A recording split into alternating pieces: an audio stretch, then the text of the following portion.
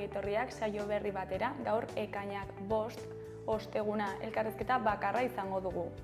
Gaurkoan, hemen platoan Inigo Larramendi izango dugu, Navarreldeko kolaboratzailea dena. Inigok kontatuko digu pasaen hilabetean, maiatzean, Antsoainen egindako ekitaldien balorazioa eta baita ekaineko jarduerak aurkeztera dator. Baina elkarrizketa honekin hasi baino lehen, goazen gure betiko edukia ikustera.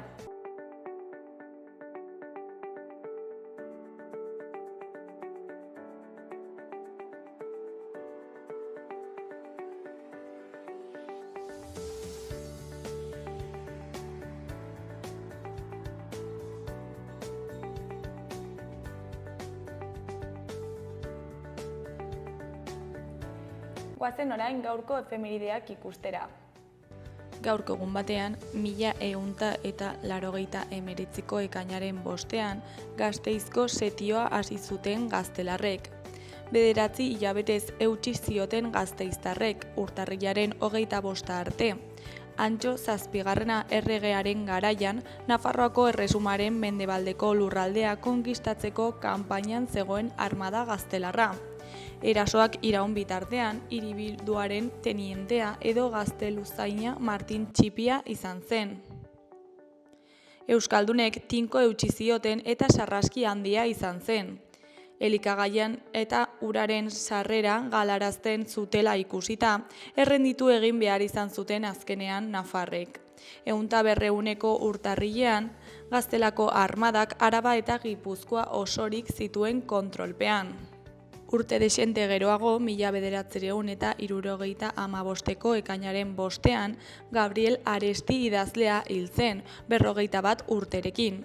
1960ko hamarkadatik aurrera euskal poeta garrantzitsuenetako bat izan zen, gure letrak hirira eta gai sozialetara eramaten aitzindaria. Intelektual publiko gisa eragin handia izan zuen eta besteak beste euskara batua bultzatu zuen. Gibeleko gaixotasun baten ondorioz zendu zen.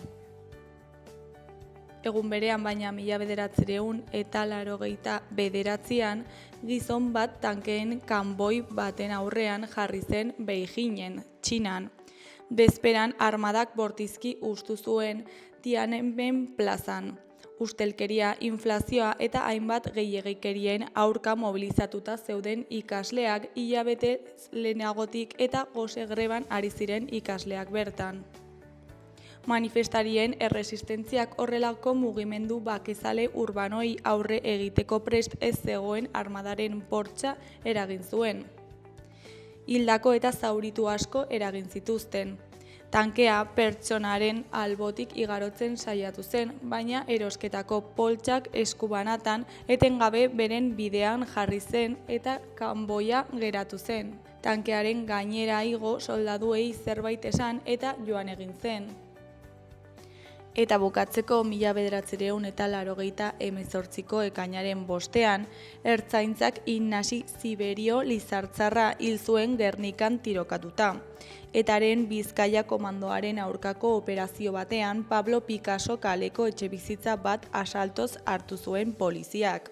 Bertan Ziberio tirokatu zuten. Eskuburdinak bizkarrean jarrita eta 24 bala zulo zituen gorpuak.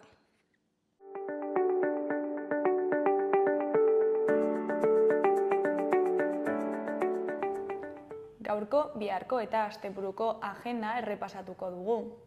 Ostegunean ekainaren 2an, Aroztegia, Urdaibai eta Marienearen kasuak aztertuko dituzte mahai inguruan arratsaldeko 7etan Nafarroako Antzerki Eskolan. Eider Gotxik, Gorka Laurnagak eta Joana de Txartek parte hartuko dute. Ostegunean baita ere Oko Andre Maria plazan arratsaldeko 8etan kantu eta hitza programazioaren baitan IUZ hirukotearen kontzertua egongo da. IUZ 2021an sortutako hirukotea dugu, aspaldiko lagunez osaturikoa. Pop rockaren bueltan sortzen dituzte abestiak, melodia argitsu eta soinu zikinak landuta. Duela gutxi kaleratu dute lehendabiziko lan luzea, Esperoan izenekoa. Ostegunarekin bukatzeko Arrosadiako liburutegi publikoan arratsaldeko 6etan migratzaileak izeneko haurrentzako ipuina eta solasaldia euskaraz egongo da. Ostorik ez duen gaueko baso bat atzean uzten duen animalia talde baten bidaia kontatzen da. Animalia horiek migratzaile bihurtzen dira eta laguntza beharko dute egoera desberdinei aurre egin beharko diete. Igandean, Gora Musika elkartasun emanaldia egongo da Nafarroarenan 6:30 aurrera.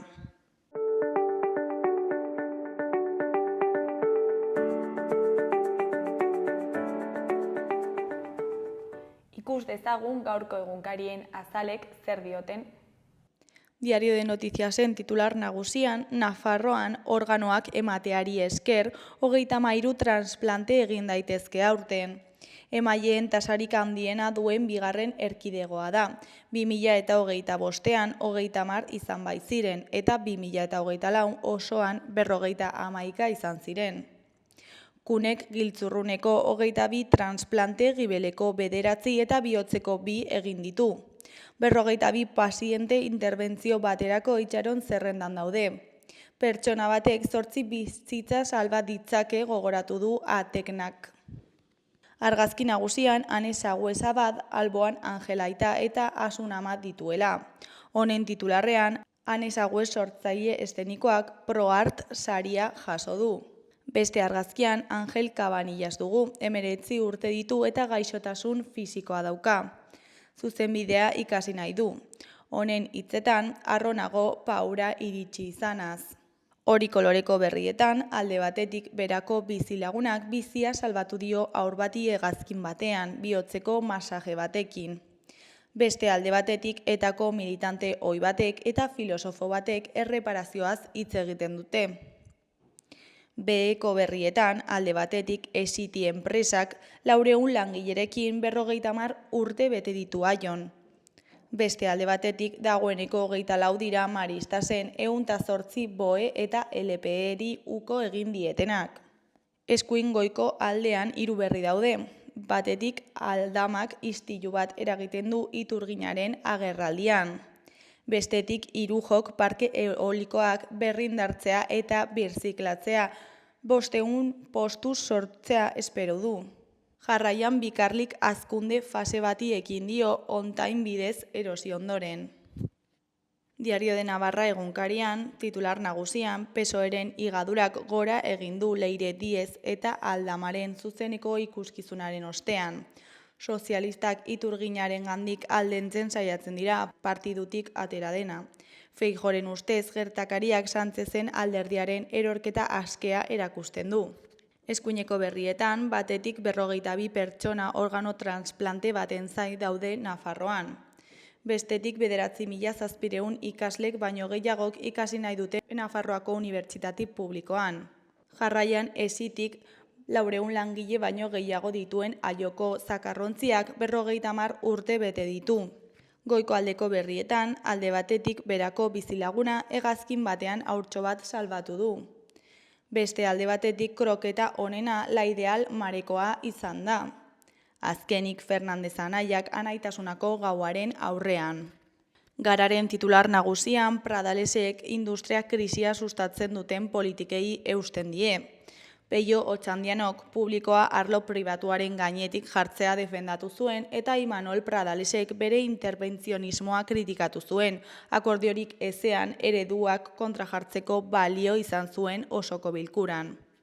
Argazki nagusian zesta puntako Espainiako eta Euskal selekzioen arteko partida atzo Jaialai frontoian. Honen titularrean, Euskal eta Espainiar selekzioak duelo ofizialean. Erdiko berrian, Usue Barkos 2015 eta 2019 artean Nafarroko lehendakaria izandakoaren arabera, 2015ean eman ziren aldaketak eskatzen dituen baldintza bereziak. Beheko berrian, genozidioaren aurkako protesta olatu handiegia Israelgo surflarientzat. Berria egunkariaren titular nagusian hau irakur dezakegu. Gasteizko kordagunea indarrez hustu du ertzaintzak eta itxi egin dute. Eraikinean zegoen pertsona bat atxilotu egin dute eta ospitalera eraman dute zaurituta. Aske utzi dute gero. Hiriko 3 elkartek duela 3 urte hartu zuten Alde Zaharreko eraikina, hutsik zegoela. Argazki nagusian Euskal Selekzioko bikotea berdez eta Espainiakoa urdinez atzo Gernikan. Honen titularrean Euskal Selekzioa eta Espainiakoa parez pare lehen aldiz. Goiko Berrian Gabriel Aresti oroitzeko egitarau zabala egingo dute urte bukaerara arte, poeta hil eta 50 urtera. Beheko aldean, batetik Mario López Saskibaloi entrenatzaileari jarritako zigorra berretsi du EAEko auzitegi nagusiak. Bestetik, hauteskundeak aurreratzeko ekinaldi bat abiatu du Israelgo oposizioak eta kolokan jarri du Netanyahu. Jarraian Paradalesek industriarako kupo energetiko bat eskatu dio Espainiako gobernuari. Amaitzeko Gure Eskuk herri aktibazioa lortu nahi du larunbatean. Euskal Herria Irratiari dagokionez, titular nagusian, San Lorenzo karrikako etxegabetzea atzeratzea lortu dute. Goizean goizetik 11 gazte bildu dira Iruñeko Alde Zaharrean gaurko iragarrita zegoen etxegabetzea ekiditeko. Etxe jabearen abotkatuak, idazkari judiziala eta Espainiako polizia bertaratu direnean, esekuzioa ezinezkoa dela ikusita atzera egin dute. Mobilizazioaren garaipetzat jo dute bertan bildutakoek. Eskuineko aldean, Goikoan Ane Sagüesek irabazi du talentu artistikoaren sustapenerako saria. Artista nafarrak Las Nenas teatre antzerki kolektiboaren sortzaileetako bat da eta bere ibilbide labur baina bizia saritu dute. Aitortzatz gainera 10.000 euroko laguntza jasoko du proiektu artistiko bat ekoizteko. Beheko Berrian, joko arauak aldatzeko eskatu dute Antsoaingo AFD jostailu dendako langileek. Antsoaingo AFD jostailuko dendako 3 langileek greba mugagabean jarraitzen dute lan baldintzak hobetzeko.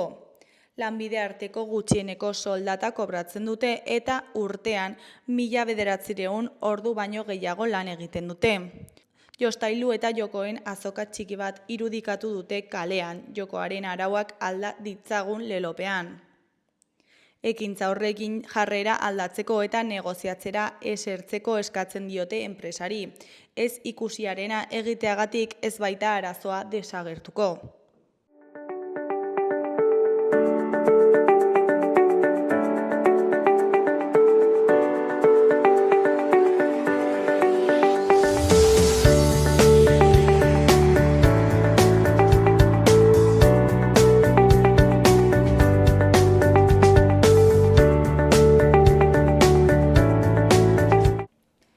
Kaixo, lehen esan dugun bezala, orain Inigo Larramendirekin gaude, Navarraldeko kidea dena eta gure ohiko kolaboratzailea. Kaixo, zer moduz?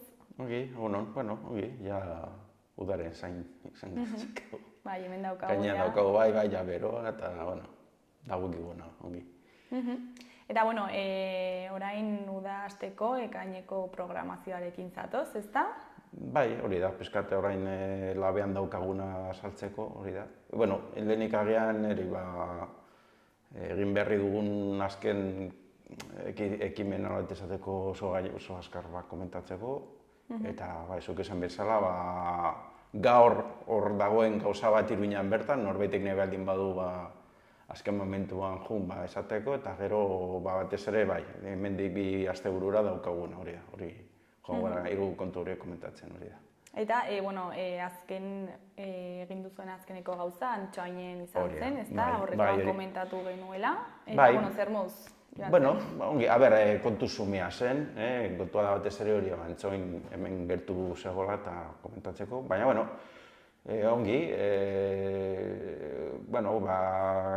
hainbatetan komentatu dugun bezala, aurten Sorgin Ehizaren gaia gabiltza aurten, 5. urte horrena betetzen delako. Eta hori, maiatzeko lehenengo 15aldian, Antsoaingo udalarekin elkarlanean, gai honi buruzko ziklo sume bat egin genuen, eta ongi jarri genuen argazki batzuk behari dizkizue, eta gero ikusterik dagoen. Batez ere, 3 gauzekin, idaki kulturgunean, kirolgunean jarri genuen erakusketa, eta bueno, erantzuna ona omen zen, nien nintzen hor egon, ze justu kendu eta jarri, baina jarri eta kendu, baina bueno, esan zidatenez, bueno, jende zinte pasatzen da bertatik kirol eremu ezberdinetara joateko, eta bueno, tarteka bai zegoela jendea gutxienez begiratu eta apur bat irakurtzen zuena. Eta bueno, alde horretatik ongi, gauza simplea, baina bueno, batez ere hori, jende asko pasatzen den toki baten, ezta. Eta gero batez ere hori, bai berez propio egin genituen bi kontu izan ziren Asizko txokogorrin, atzango txokogorrin. Alde batetik Asizko urmenetaren hitzaldi bat, nolabait esateko ailegatu zaigun sorgin pertsonai horren figura deseraikitzeko, finean esen existitu, sorgin hori esen existitu, ziren beste gauza batzuk, baina horiek ez ziren sorgin kontzeptu hori asmakizun bat da, finean hori da hortan gabiltza, hori gezurra da. Baina oinarritzen da egiazko beste gauza batzutan, eta hori bereizteko pista batzuk eman zizkigun, Asizko sopea ugikoa da eta divertigarria. Eta 18 lagun edo joan ziren, eta ongi, gustora. Eta handik ez da betera, hori beste hitzaldi bat eman zigun Amaia Nausiak. Zentratuta batez ere hori, emakumearen figuran, alegia. Momentu sorgin eizaren kontu hau oso lotuta dago emakumearen paperaren aldaketa batekin, gizartean, alegia, ordura arte komentatu izan dugu. Atzera pauso edo atzerakada bat egon zela emakumearen rolan gizartean. Errepresio handiagoa, etxean geratu beharrekoa. Horren ondorioz. Hori da, testuinguru hortan. Sarritan irudia daukagu historian progreso edo aurrerapen ideia hori sartutako, nolabait esateko, historian beti aurrera pausoak egon direla, eskubideak lortzeko, eta batzutan ala izan da, baina ez guztietan. Eta kasu zehatz honetan, eta momentu historiko, Erdi Aroan, irudia daukagu Erdi Aroa dela oso aro iluna, eta, batez ere agian da ez ezaguna, batez ere, baina kasu zehatz honetan esate beterako Erdi Aroan eta Nafarroan berezeki emakumeek eskumen eta pisu handiagoa zeukaten gizartean, aro modernoan baino. Aro modernoan batez ere religioaren, Eliza Katolikoaren eraginez, eta kontrarreforma testuinguru hortan, emakumearen kontra nabarmen, emakumearen figura bezala nabarmen kontra egin zuen, atzerakada egon zen paperaren emakumearen posizioan gizartean. Eta hori guztian nola esormamitu zen, ze kontzeptu erabili ziren, eta nola edatu eta inposatu ziren, saldu zigun Amaia Nausiak. 15-16 lagun ere, esan bezala, zen gauza xume bat, baina, ongi erantzun nona, eta parte hartu zurenek ere pozik eta gustora, gero nolabaiteko solasaldirako ere aukera egon zen, eta xumea izaki, ongi, pozik. Eta jendea, ezakit, pozik ateratzen? Gaia interesa, halako bete pena ematen du, gaia ikusita eta itzalariak ikusita, zer dira izlari honak eta ditu gai honetan, deno gustatuko litzagoke, ezakit, nik uste jende gehienerentzako interesgarri izango litzatekela, eta baina,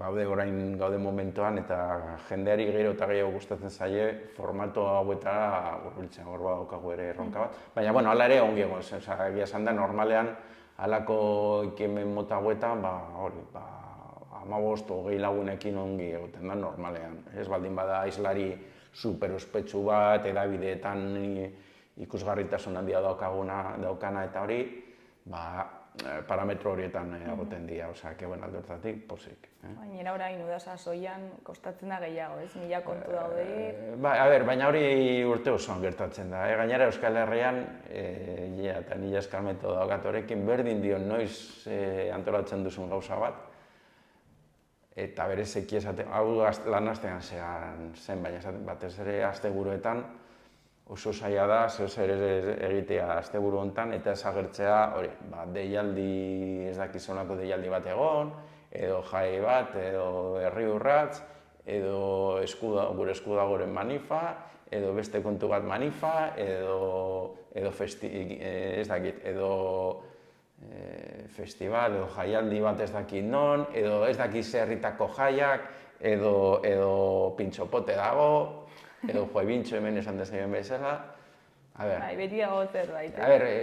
Nik uste horrekin goeta bat egin beharko genukeela nosbet, baina ez dakit nola, baina esan da, herri txikia gea, ez gara inbesteko jendetza, baina hala ere, agendarekin, horrek badauka bere alderdi ona, esan nahi duz, ikusten da, gauzak egiten direla, baina askotan ez gara gai gure artean behar bezala koordinatzeko, eta nik uste horre ere, askotan indarrak apur bat zautzen ditugula, nolabait, zozerekin beharko genuke, hori apur bat, agenda hori koordinatzeko eta alkarri ez apaltzeko, baina hori berdin dio egiten. Udan, neguan ere gertatzen da, gero ja hasten dira oporrak, noski, uztaila eta abuztuan,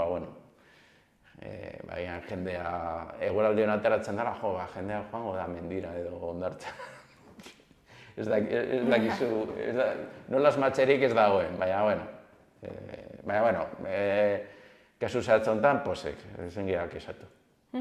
Eta gaur esan duzu ekitaldi bat dago, bai, gainera, gainera hori gaur justu da, ez dakite entzulean entzun jai bat denbora emago zaie joateko, baina aukera bintzat hor dago eta norbaitek interesgarritza jotzen baldin badu eta ahal baldin badu, gonbidapena hor dago. Hori ez du berez Nabarraldek antolatzen, hori antolatu du Iturralde elkartea, Iturralde da, Nabarralde sortuz, Iruñeko elkarte bat, urte batzu dituena, Nabarralde nolata Itortik sortu zen. Hor zegoen jendea, beste batzuekin batera, bere garaian, aspaldian, sortu zuten Nabarralde. Eta horrek esan edu, berezko dinamika daukala elkarteak, Iturralde elkarteak, baina, harreman estua daukagula, eta bar. Eta, kontua da, haiek kezka batekin dabiltza, guk noiz bete hemen komentatu izan dugu, landu izan dugun gai bat dela, gure ondararen barruan, zuzenbide pelinearra, alegia, gure usadiozko antolatzeko modua, hori noiz bete komentatu izan dugu. Hor badago, gure herriaren izaeran Pirinioaren ideia hor dago. Finean, Euskaldunok, Volterrek edo ez dakit norzen esaten zuen, Euskaldena badirela Pirinetako bidaldeetan kanta eta dantza egiten duen herria, ezta? Pirinioak ez dira Hondarribian amaitzen. Emeritxegarren mendera arte, Gorbella edo Aizkorri esate baterako, Gorbella, Mena ibarre arte, hori guztia Pirinio ere bazen. Orduan, Pirinioa da gure ardatza, Euskaldunen ardatza, eta hortaz aparte izan da kultur oso baten ardatza baita, edo tokia. Eta hori ez da mugatzen, hori lusatzen da, edo lusatu izan da historian, kordilera edo mendilerro osoan, ez da?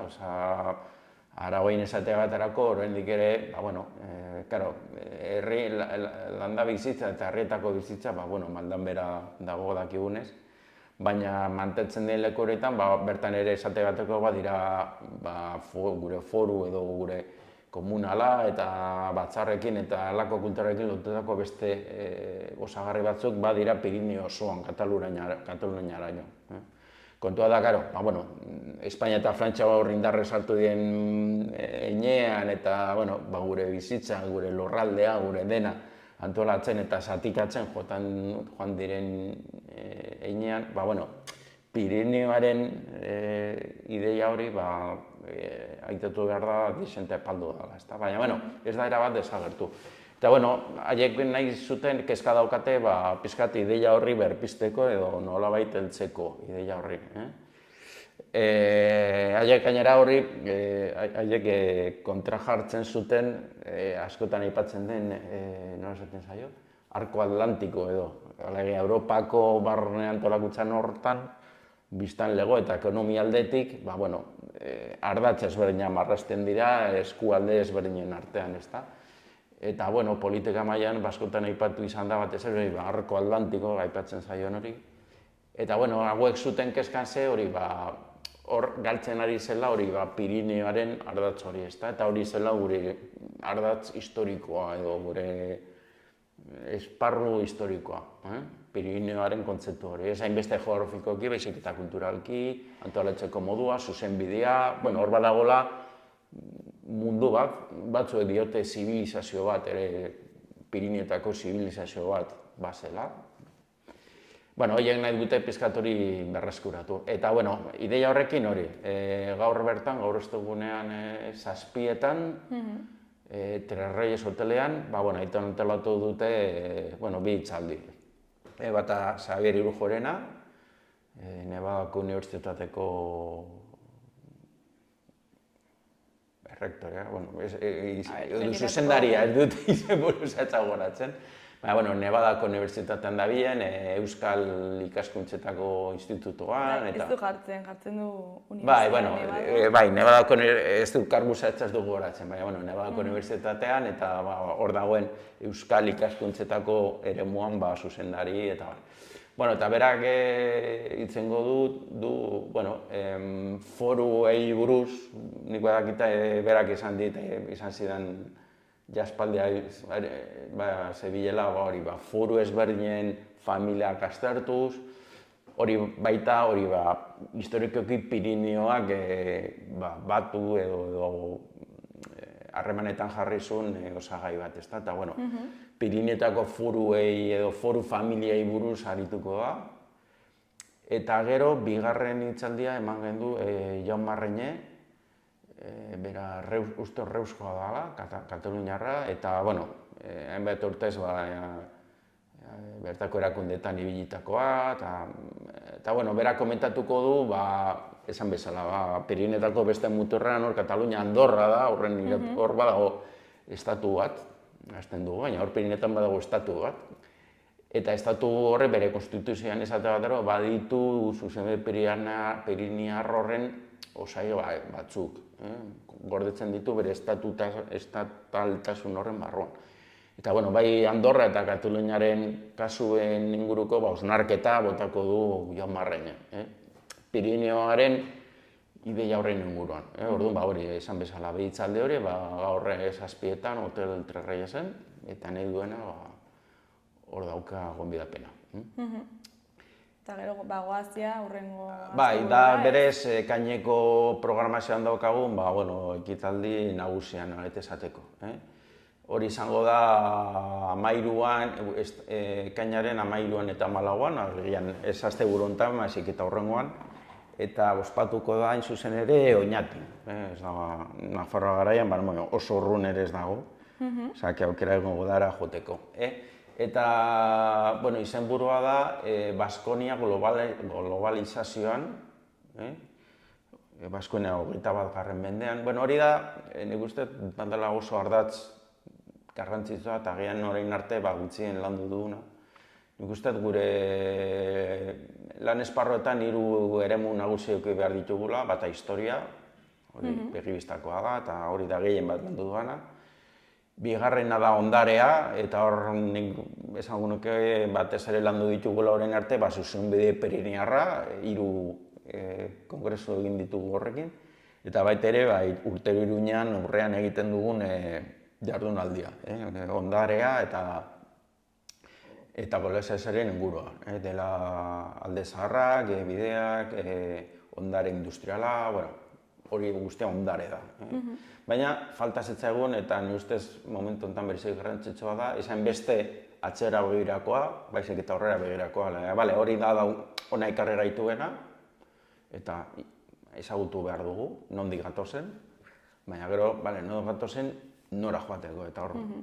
Horrengoaren hausnarketa... Hori da, esan beste ondare eta historia, baizik eta gaurko egoeran, eta hor dagoen leitmotiv, esaten zen bezala da, hori nik uste dut hori agirizkoa da, begibistatzakoa da, eta azken nik izango nuke pandemiaren ondoren asko askartu dela prozesu hori, nola globalizazioa sartu da prozesu Nik esango nuke oso bortitz baten, aldaketa askorekin oso azkarrak eta oso sakonak. Eta eragiten diotena batez ere soilik goi mailako politikari, baizik eta gure egunerokotasunari, gure erreferenteak,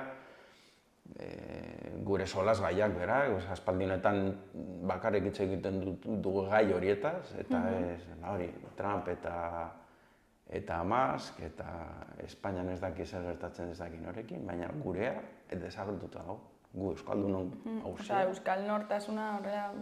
Bueno,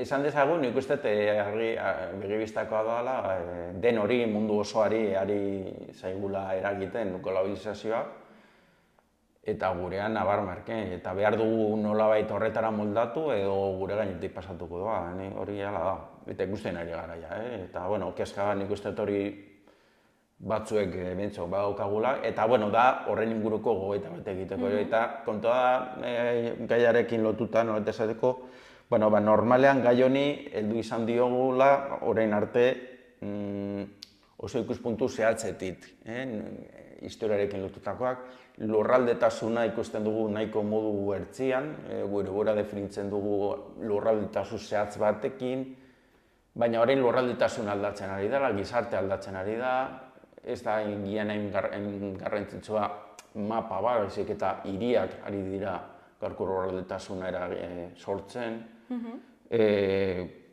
Mugaren kontzeptua ere ez da 19. mendeko kontzeptua. Jendeak finean egiten du herri bat eta herrialde bat, baina jendeak harremanak egiteko moduak aldatzen ari dira. Horrek esan nahi du gure burua definitzeko era aldatu behar dela. Eta nazio bat da hori. Alegia nazio bat da gure buruaren definizio partekatu bat. Eta gizarte aldatzen den neurrian, definizio horrek ere aldatu behar du. Eta hori da gogoeta, gauzu gainetik eta moderokarren esan da nahiko filosofikoa, baina oso eragin zuzena dauka egunerokotasunean, eta batez ere herri bezala bizirauteko erronka hortan, ez da? Testuingurua aldatu da, aldatzen ari da, guregan eragiten ari du, eta gu moldatu behar gara horretaz. Ez baldin behar gara moldatzen, akabatuko gaitu. Orduan, horren inguruan hausnarketa egiteko proposamena da. Eta formatoa da, hitzaldi sorta bat, gai honi ikuspuntu ezberdinetatik jorratuko dituen lagunen laguntzaz. Lagun asko dira, orduan buruz ditugu horatzen, horretik behiratu dut, baina, gainetik. Hasierako hitzaldi bat egongo da, ostiralean 13 arratsaldean, 7etan, Baskonia la globalización, Santiago Albarrikorena, idazlea, filosofoa, batzuek jardin badaukatena, Lolo Rikoren semea, La bola de kristalen sortzailea, baina, hartaz aparte ja bere filosofoa, eta, tipo jantzia. Eta gero horrengo egunean,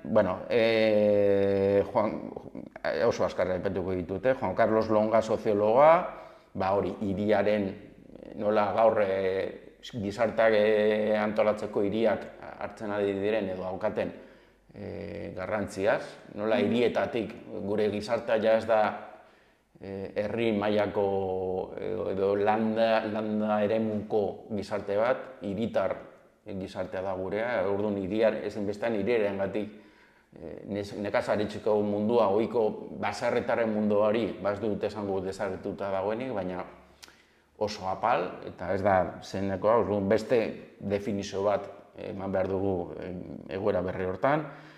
Gero beste batzuk, ikuspuntu lurraldearen ideia horren inguruan, Juan Carlos Longa, Eguzki Urteaga, bi horiek hori gehiago soziologiaren ikuspuntutik eta sindikalismoa eta ekonomiaren ikuspuntutik beste bi Roser Espelt, ekonomialeria, eta Ane Alberdi sindikalista. Uste biak hauek elan dabiltzala edo elarekin harremana daukatela, hori soziologia eta ekonomiaren ikuspuntutik hausnarketa batzuk, hori goizean, gero bigarren zati batean goizean ere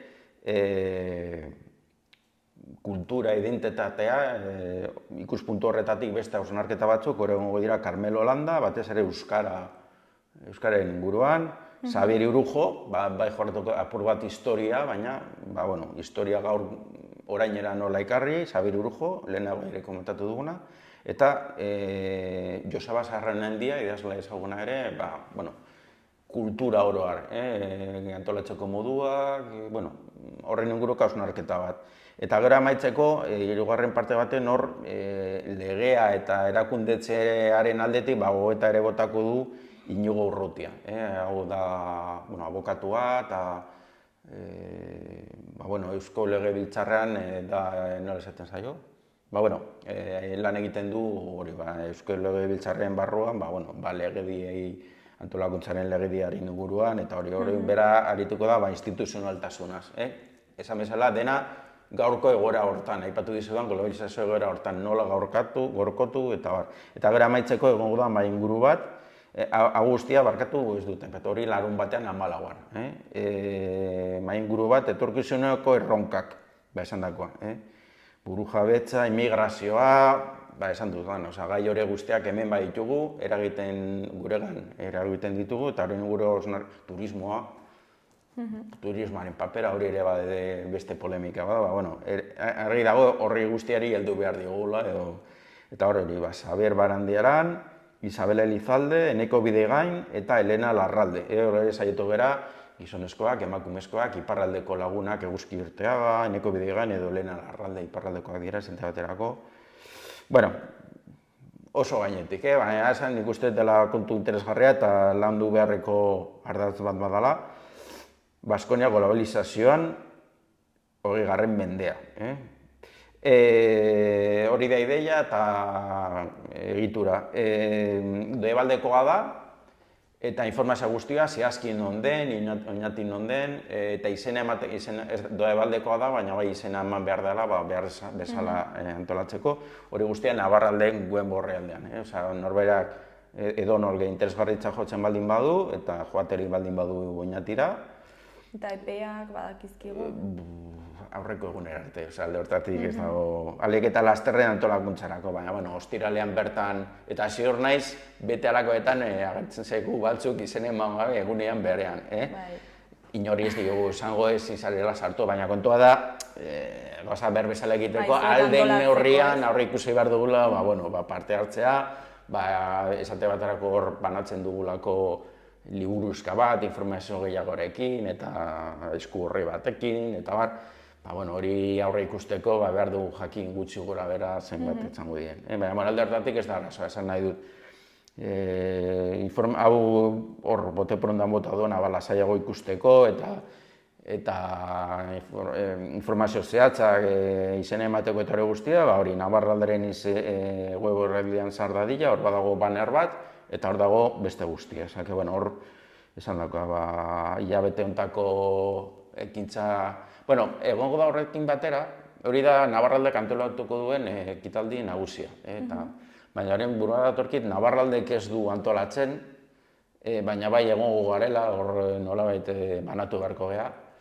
Egun horretan bertan, 14an, sorgin izaren kontu honen inguruan, auritzen, eta hori bai, gertuago.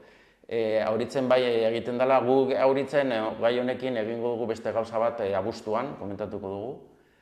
Baina, ziklo horren barruan, auritzeko udalak antolatzen ari den ziklo horren barruan, bai, egun horretan bertan, ekainaren 14an, bai egongo dela jardunaldi berezi bat hor goizean eta arratsaldean, egun osoan auritzen. Izan ere, azoka bat egongo da goizean, uste dela 11etatik aurrera, hor bitartean egingo da kale antzerki bat, hori, 1525ko sorginen aurkako prozesu honen inguruan. Gero, Bazkalostean, 6etan, uste dela 6etan edo 7etan, ez nago ziur, Asiz Kurmenetak emango du, bera prestatzen, Asiz Kurmeneta prestatzen ari da gai honen inguruko dokumental bat, eta ez da berez aurkezpena, baina antzeko zerbait egingo duela Auritzen, gai honen inguruan. Eta, bueno, gero kontzerturun bat ere egongo da. Egun osoko jardunaldi bat antolatu du Auritzeko udalak, eta, hor nahi duenak ere Auritzera joateko aukera edukiko duela, eta ikasteko, eta ongi pasatzeko baita. Hori ekainerako daukaguna, hor gonbidapena badaude, eta beti bezala gonbidapena utzi eta nahi duena joateko. Eta, gogoratzeko gaurkoa, bereziki, horra bertan. Bai, hori da premiazkoena, eta gaur bertan, denbora dituko oso justu, baina, Iruñean batez ere, norbaitek gai interesgarritzat jotzen baldin badu, jakin dela hori, Zazpietan Hotel Terreiesen, bi hitzaldi horiekiko dituela, Pirinioaren kontzeptu honen inguruan, Xabier Irujo eta Jaume Arrainena, eta hori da gaurkoa. Eta hurrengo hilabeteetara begira? Bai, nik esango nuke, orain ja berehala sartzen gara uztaila abuztuan, lehenengoa izango da, esan bezala, abuztuaren 23an, gabiltza orain aurre antolakuntza bat egin genuen, batez ere diru laguntza, finantzazioaren kontua itzi arte, hori ja bideratuta dago, eta gaude dena zehazten. Abuztuaren 23an, larun batean, Auritzen bertan, egingo dugu, joan den urtean egin genuen sasi jardunaldi bat, baina finantzazio aldetik arazoak egin genituen, eta egin genuen oso gauza erreza. Asiskoren hitzalde bat, eta nik erakusketaren bizita egitatu bat egin nuen, baina hori baino ez genuen egin. Baina aurten esan bezala, udalak, Auritzeko udalak, aurrekoan baita, esan edut hartu dela gaia modu potenteago baten, ekainaren 14ko jardunaldi hori edukiko du. Gero, egin genuen erakusketa 1500ko sorginesari buruzkoa eramango du egun horretan Auritzera, eta gero adostu duguna, ez didate data zehatzak eman oraindik, baina adostu genuena gutxienez izan zen gero ekainaren 2. hamabostaldian eta uztaila osoan erakusketa eramatea toki bakoitzean 2 asterako ez dakizazki non, Erronkarin, Zaraitzun eta Eskoan. Oraindik ez didate zehaztu noiz egongo da non eta baiara bakoitzean non kokatuko duten, ez didate oraindik zehaztu. Baina, norbaitek jakin nahi baldin badu, jakin dezala horre badagola eta suposatzen du joango garela hori zehazten. Eta gero, abuztuaren 23an, hor bai egingo dola berez jardunaldi bat, gai honen inguruan. Astigarragan egin genuenaren antzekoa. Eta ez dakit egingo dugun, baita ere, horrekin lotuta ere egiten ere gara komiki bat. Eta, printzipioz asmoa geneukan agian azaroan ere aurkezteko, baina agian sorte apur batekin agian azaroan ere aurkeztu izango du, ez dakit. Hori dago airean, ez dut zehaztuko, baina, aukera dagoenez, aipatzea merezi du. Gai honekin komiki bat ere nahiko aurreratuta daukagula, eta agian abuztuko gitarra hortan baliteke sartzea. Jardunalderen aurreko astean, ziurenik zehoz ere egingo dugu, hitzaldiren bat, nik uste Amaia Nauzia bintzat hitzaldia emango duela, eta beste lagun batzuekin gabiltza, zehaztu gabe, baina egingo dugula argi dago, abuztuaren 23ko aste hortan, gauza batzuk egitugula Auritzen. Eta gero ja, udazkenerako momentuz daukagun kontu nagusia da, izango da ja urriaren 18an uste dut, buruz egin ez, baina, burriko azken larun betetako baten, Iruñean esan dudana, ondare eta globalizazioaren kontu gai honekin, aurten pilotaren inguruan. Badakigu pilpilan dagoen pilota hori Euskal Selekzioa dela eta bar. Gu ez gara horreta sarituko, aterako da gaia, ziur. Baina, gehiago mintzatuko gera pilotaz ondare gisa, alegia, hori, globalizazio hortan, kirola garrantzitsua da nortasun bat osatzeko eta indartzeko, eta guk hor daukagu oso osagai garrantzitsua, pilotako mota guztiak, zesta, xakea, pila, hori guztiak. Eta hori egingo du, gauza bera, gaude gauzak zehazten eta baina hor agendan usteko, horrean hori, eta Iruñan egingo dugu. Tokia ere, bi tokien artean gaude hor kolokan, ez digute zehaztuko uztailera arte, ziurenik. Joango gara zehazten, baina gaia interesgarria da, pilota, Iruñan bertan egingo dugu, eta ziur nago ponentzia interesgarriak eta ekiko ditugu. Hori merezi du aurreratzea eta joango gara udaren bueltan zehazten. Bai, datak hurbiltzen direnean. Hori da, hori da. Baina hor dago gaizki, gutxienez, jendeak gau jauek interesgarritza jotzen duen jenderentza, jakitea hori esko hartan daukagula, eta, aukera hori egongo da. Eta joango gara garatzen eta zehazten. Bai, hori da, eta, mila esker beti bezala, gurera etortzeagatik, eta, komentatuko dugu urrengo hilabetean. Hori da, zuei ere gonbidatzeagatik, eta esan dauka, urrengoan gehiago eta hobeto esaten. Hori da, Inigo, ondo Bale, mila esker, urrengo arte agur.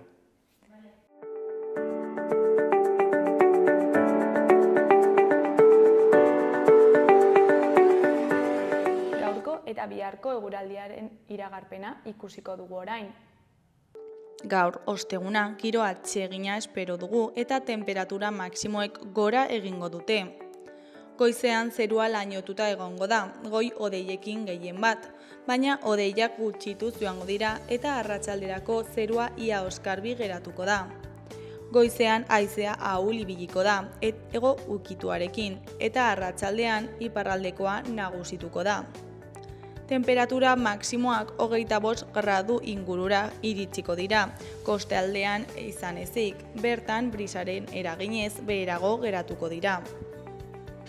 Ostiralean giroak ildo beretik jarraituko du, baina ipar partean hodei gehiago izango dira. Kantauri isurialdean behe-hodeiak izango ditugu ia egun osoan, tarteka ostarteren bat zabal daitekeen arren.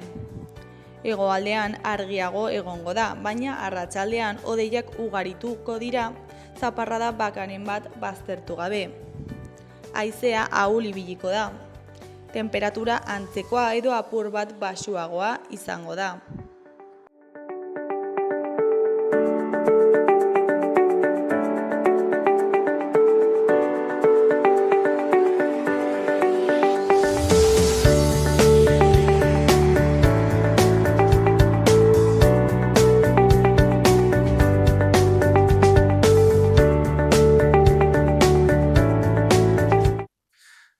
Hasteko, aipatu behar da zer diren, monumentu natural horiek. Nafarroan 57 monumentu natural izendatuta daude, eta dira zuhaitzak, basoak eta bestelako formazio vegetal batzuk garrantzia berezia dutenak. Besteak beste, Jaunsarazgo aritza, Eraulgo artea, edo Nafarroako gobernuko jauregiko abeto edo izei haundi eta eder hori adibidez daude 57 horien artean. Hauek balore historiko, ekologiko edo paisajistiko berezia dutelako dira monumentu naturalak, eta aurreko astean parlamentu honetan landa garapeneko eta ingurumeneko batzordean mozio bat onartu zen, zeinean eskatzen zitzaion Nafarroako gobernuari, aipatu den bezala, plan bat egin zezan monumentu natural hauek babesteko eta nahiko baliabide jartzeko horretarako. Esan behar da, mozioak, hemen parlamentuan onartzen diren mozioak, azken finean direla, Nafarroako gobernuari egiten zaizkion aginduak, dira adierazpen politikoak. Beraz, parlamentu honetan ez dira zehaztuko plano horietan gauzatuko diren neurri zehatzak, baizik eta egintzena izan zen, eskatu Nafarroako gobernuari plan hori egin zezan neurri berezi horiekin. EH Bildutik noski jarraipen egingo diogu honeri eta ikusiko dugu ia Nafarroako gobernuak betetzen duen parlamentuak egiten dion agindu hau eta neurri zehatz horiek aztertuko ditu. Baina momentuz ez daude neurri zehatzak egin zena izan zen Nafarroako gobernuari agindua eman plan hori egin zezan neurri berezi horiekin. Bueno, Nafarroako Parlamentuak, Nafarroako Parlamentuaren landa garapeneko batzordean, pasaren astean onartu genuen mozio baten bitartez, Nafarroako gobernuari eskatu diogu, gaur egun Nafarroan ditugun 57 monumentu naturalen inguruan, hasteko gaur egun daukagun katalogoa berritzea, aktualizatzea, izan ere orain dela urte pila egin zen katalogo hori, eta uste dugu, eta horrela onartu zen, eguneratu behar dela katalogo hori, eta katalogo horrekin batera baita ere, plan bat egitea, eta plan horretan prebentzio neurriak hartu, eta baita ere, monumentu hauetan egon daitezkeen edozein egoeren aurrean baita ere, bestelako neurriak baita ere hartzeko instrumentu baita ere, instrumentu bat izatea plan hori. Eta noski, plan horrek baita ere zer behar du? Noski, aurrekontu bat, eta horregatik zehaztu da, 6 hilabeteko epe batean, plan hori egitea, eta baita ere noski plan horrek ja hurrengo urtera begira, hau da hurrengo urteko aurrekontui begira ja da, noski, bere atzean baita ere aurrekontu bat izatea, plan horretan zehaztuko diren neurriak aurrera eramateko. Uste dugu beharrezkoa dela plan hori, eta gainera, aho batez onartu egin zen katalogoa berritzea, eta gehiengo absolutu batekin baita ere onartu egin zen plan hori baita ere onartzea. Bueno, pasaren astean, asteanetan hitz egingo dugun gai buruz, hori 57 monumentu natural hauei buruz, guk kontigo zurekin gure talde parlamentarioa aurkeztutako mozioari buruz, horren arira etortzen da, ez? Guk aurkeztutako mozio bati buruz, baten arira etortzen da, ez? Pasaren astean osoko bilkuran eztabaidatu zen. Eta, mozio hau duela zenbait hamarkadetik ona, gure erkidegoak katalogatu du non Nafarroako 57 monumentu naturalak, ez? Eta gure ustez, monumentu hauek paisaia, geologia eta edo historia balio berezia duten elementuak dira, ez? Eta gure ustez elementu horien kontserbaziorako babes berezia egin behar da, ez? Esan dugun moduan, Nafarroan 57 monumentu natural daude katalogatuak, eta gure erkidegoa irudikatzen dute monumentu naturalak dira, ez? Orduan, babestu behar dira, gure babes guztia eman behar da, eta horretarako, neurri batzuk hartu behar dira, bai Nafarroko Parlamentuan ez dira neurri horiek zehazten, neurri horiek Nafarroko gobernuak hartu behar ditu, eramaten dituen arloak neurri horiek hartu behar ditu, eta indarrean jarri, baina bai gure ustez adituei kasu egin behar zaie, eta batez ere egin behar da sentsibilizazio kanpaina handi bat, bai gaztei, bai nerabei, edo zein pertsonei, pixka bat azaltzeko monumentu natural hauen garrantzia eta ikusteko ze garrantzi duen monumentu hauek zaintzea eta kontserbatzea. Esan bezala, plangintza hau Nafarroako gobernuak berak gauzatu beharko du, beraz, bera arduratu beharko da parte hartze horretaz eta elkarlan horretaz. Parlamentutik egin alduguna eta egingo duguna da jarraipena eta kontrola hori gauzatu dadin. Eta gure ustez, Nafarroako gobernuak egin beharko lukena da, batetik nahiko giza baliabide jarri, hau da, teknikariak horretan lanean jarri beharko lituzke, bestetik baliabide ekonomikoak ere jarri beharko lituzke, monumentu natural horiek mantendu behar direlako modu egoki batean eta babestu behar direlako ere bai. Kasu askotan ikusi egin dituen gainera argazki batzuk non mantenimentu lan oinarrizkoenak ere ez zeuden eginak. Beraz, horretarako baliabide ekonomikoak ere jarri beharko dira, eta gure ustez monumentu hauek Nafarroa osoan sakabanatuta daudenez, tokian tokiko udalekin eta herriekin elkar ulermen bat eta elkarlan bat egon beharko luke Nafarroako gobernua eta esan bezala udal horien artean. Plan horrek noski parte hartze prozesu bat beharko du plana berez onartu aurretik. Plana egin aurretik 57 monumentu horiek dauden toki entitateen parte hartzea bermatua izan beharko da. Azkenean plan horrek, prozesu administratibo bat beharko du plana azkenean onartua izan arte, eta prozesu horretan parte hartzea ezinbestekoa izango da tokiko entitateekin, 57 monumentu horiek dauden tokiko entitateekin. Gaur egun, eta baitaren noski, gaur egun monumentu horiek mantentzen dituzten basozainekin baitare. Hori baitare azpimarratu beharra daukagu. Gaur egun monumentu horiek badaukate, naiz eta idatzita ez egon, badaukate mantenimendu bat, naiz eta protokolizatu da ez egon, eta mantenimendu hori nork eramaten du aurrera, nork aurrera ematen du, basozainek, Nafarroako gobernuko basozainek aurrera ematen dute. Hauen baitare parte hartzea ezinbestekoa da, gaur egun beraien papera ezinbestekoa den bezala.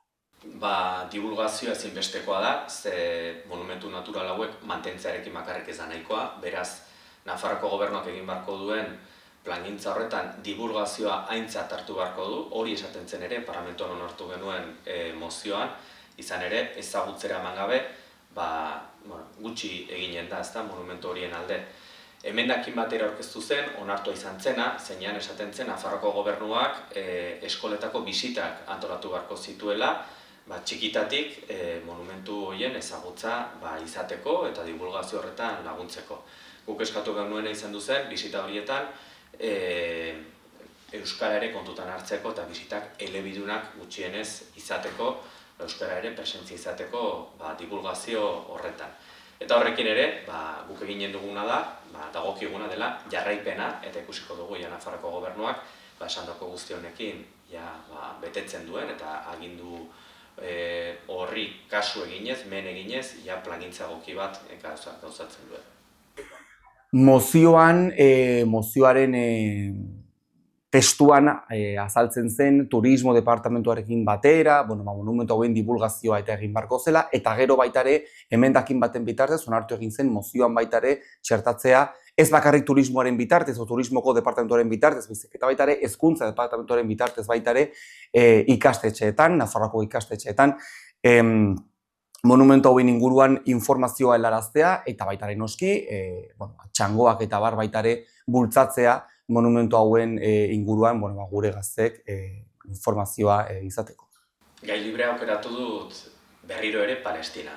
Izan ere genozidioak eta esterminioak aurrera darrai, Israelgo gobernua areta bortitzagoari da esterminio lan horretan, eta zuzenean ikusten ari garen genozidio bata. Kasu honetan, aipatu nahi nuke bi gauza daude kezkatzen nagoena edo gaituena, batetik da deshumanizazioa. Hau da, egunero irudi hauek ikusita arriskoa dago hori normaltzat hartzeko edo behintzat tolerantzia maila handiegia izateko eta jendea ohitzea, ezta, irudi horiek ikustea. Orduan hor, deshumanizazioaren arriskua hor dago, 20 hilabete daramatzagu basakeri hau ikusten, eta azken finean horrek ere deshumanizaziorako arrisku hori dauka. Eta bestetik dago etxipenean erori gaitezkela ere bai, ezta? Egunero esterminio bat gure begi aurrean iaia gertatzen ari dela ikusita, gertatu daiteke ere bai etxipenean erortzea ez eta pentsatzea hemen ezin da ezer egin, ez dago ezer egiterik, eta horrek paralizaziora eraman gaitzake. Gure ustez, ezin gara erori ez deshumanizazioan eta ez etxipenean, eta uste dugu aurrera jarraitu behar dugula. Bai kaleetan, bai lantegietan, ikastetxeetan, bai sare sozialetan eta baita instituzioetan ere. Hemen jada asko dira onartu diren adierazpenak eta mozioak, baina gaia tarteka ateratzen segitzen dugu. Aste honetan ere berriro ere mozio bat eztabaidatu eta bozkatuko da parlamentu honetan. Eta zentzu honetan iruditzen zaigu pauso gehiago ematen saiatu beharko ginatekela. Hau da, ez gaude duela 2 urte bezala, gero eta okerrago dago egoera, orduan gu ere saiatu beharko ginateke ahal dugun heinean eta modu serio batean pausoak ematen. Eta horretan saiatuko gara, adibidez, ostegun honetako plenoan saiatuko gara puntu bat gehiago gehitzen Alderdi Sozialistak aurkeztu duen mozioari, zeinean eskatzen zaio Nafarroako gobernuari harremanak etetea Israelgo enpresekin. Iruditzen zaigu bai maila simbolikoan, adibidez, Nafarroako Iruñako udaletxean edo Burlatako udaletxean egin den bezala, softball txapelketa bat jokatu behar da, eta bertan Israelek parte hartu behar zuen, hor planto egin dute bi udal horiek, eta esan dute ez dutela antolakuntza horretan lagunduko baldin eta Israelek parte hartzen baldin badu, iruditzen zaigu maila simbolikoan ere lan egin behar dela, baina Nafarroko gobernuak ere maila ekonomikoan ere pausak eman ditzake badituelako hainbat kontratu Israelgo enpresa batzuekin, eta iruditzen zaigu horiek errebisatu behar direla. Esan bezala ezin gara etxipenean erori, badakigu honekin ez dela esterminioa bukatuko, baina toki guztietan, mundu guztian pausoak emanez, iruditzen zaigu gauza asko aldatu daitezkela. Horrekoan Laurak aipatzen zuen, Laura Aznalek, gure bozeramaileak, Eduardo Galeanoren esaldi famatu gura, esaten zuena, jende txiki asko, toki txiki askotan, gauza txikiak eginez mundu alda dezake. Uste dugu hori horrela dela, eta basakeria honen aurrean ere hori egiten saiatu beharko ginatekela iruditzen zaigu. Bueno, pasaden astean, eta zoritxarrez, Europar Batasuneko Kontseilu Nagusiak ez zuen onartu euskara, katalana eta baitare gallegoa Europar Batasuneko instituzioetan hizkuntz ofizialak izatea. Ez zuen onartu, momentuz hor geratu da, stand-by egoera batean geratu da, ekainaren 24 arte gutxienez. Eta, eta Nafarroko gobernuari galdetu zitzaion, ea Nafarroko gobernuak posizio bat duen egoera horren aurrean, hau da, ez zen erabakia berez hartu, eta ea zen posizioa zuen eta Nafarroko gobernuko bozeramalak esan zuen Nafarroko gobernuak ez zuela posiziorik. Guk argi eta garbi esan beharra daukagu, Nafarroko gobernuak edo berez pentsat Nafarroko gobernuko parte batek posizioa argi eta garbi dauka, uste dugu euskara, katalana eta gallegoarekin batera Europar Batasuneko hizkuntz ofizial bat izan behar dela, eta uste dugu posizio horrekin batera baita ere, eta aste honetan baita ere Nafarroko Parlamentuan bozeramaileen batzordean honen inguruan hitz egin da, ez da koherentea, orain adibidez PSNek esaten duena, hau da, PSNek orain esaten du, baietz Nafarroko gobernuaren posizioa euskara ofiziala izan behar dela Europar Batasunean, ez da koherentea hori izatea eta aldi berean Nafarro osoan euskara ofiziala ez dela defendatzea eta zonifikazioa gaur egun oraindik ere defendatzea. Beraz, uste dugunen aurrean, Europar Batasunean euskara ofiziala izatea defendatu behar dela, eta horrekin baita ere noski, Nafarro osoan baita ere zonifikazioa alde batera utzi da. Bale, gai liburuari buruz azten honetan hitz egin nahi dugu, pasaden igandean egin den bardeetan martxa antipoligonoa. Aurten izan da 25. edizioa, daramatzagu ja 55 urte bardeako antipoligono martxa egiten, eta aurten urtero bezala, hainbat jende elkartu gara bertan, bardeetan, eskatzeko parke natural bat, den moduan ez, desmilitarizatzeko, ez? Militarrak bertatik joatea eta ez erabiltzea lurreren hori bombardaketak eta probak militarrak egiteko, ez? Gogoratu behar dugu bardeetako parkea biosferako erreserba mundial bat dela, eta bertan dauden espeziak, animalien espeziak eta landarek espeziak protegitutak daudela. Orduan, babestuak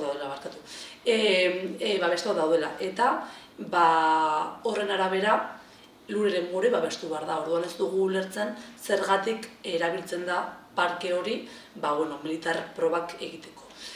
Alare guk ere goratu nahi dugu, Kontigosturekin koalizioa goratu nahi dugu, proba horiek gero erabiltzen dira gerretan, ez? Osea, hor egiten diren probak erabiltzen dira zibilak, emakumeak, gizonak, umeak hiltzeko, ez? Orduan guk guztiz kontra gaude, eta munduan ikusten ari den gerra giro honetan guk bakea aldarrikatzen dugu, eta bakea eraikitzeko ezinbestekoa da bombak eta militar probak egiteari uzten.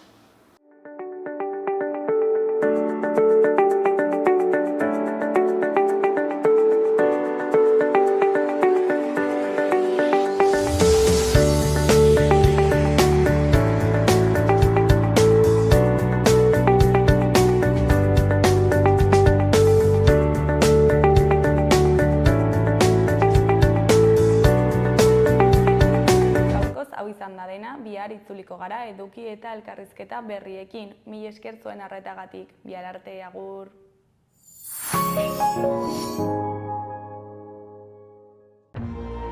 Gobierno de Navarra. Nafarroako gobernua.